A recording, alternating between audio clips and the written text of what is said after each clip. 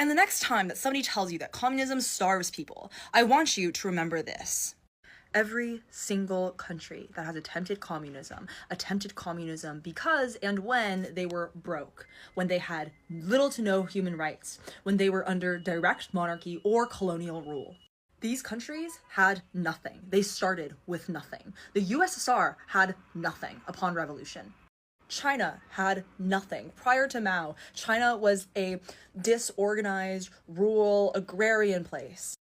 If they were starving prior to the revolution, what makes you think that immediately after that political turmoil that they would just stop starving? What makes you think that they would just immediately be able to go and have the infrastructure that developed countries would?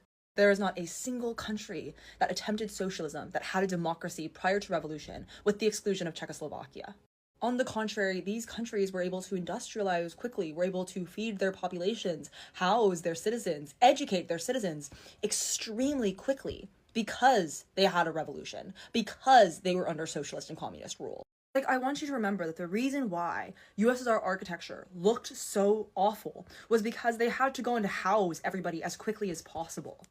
Communist countries are wildly successful. Cuba has the highest rate of doctors per capita. It also has a near zero homelessness rate that is lower than that of the United States. It has a higher literacy rate than the United States. It has the highest literacy rate in all of the Americas.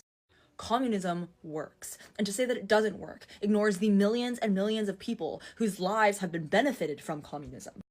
The thing is that when people tell you these things, when they tell you that communism kills people, when they tell you that communism starves people, at the end of the day, these people don't actually know what communism is.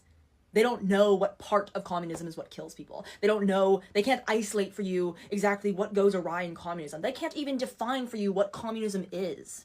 These people have not read Marx, they have not read Lenin, they have not read Mao. They do not know what they're talking about. And until somebody is able to go and isolate an individual part of communism, or even multiple parts of communism, and elucidate for you clearly which parts lead to starvation, you should not listen to these people.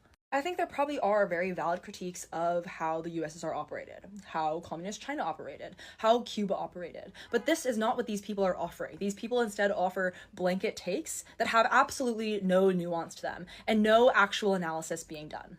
The point of starvation will never not be funny to me, because the thing is that more people starve under capitalism. Under capitalism, starvation is artificially manufactured. What I mean by that is that more people starve under capitalism than need be. The whole globe wastes approximately 30% of all food that is created. Industrialized countries like that of the United States waste approximately 50% of all the food that is created. And despite that, there are still people that are starving. Clearly, there is a distribution issue. If you are asking yourself why that is, the answer is capitalism.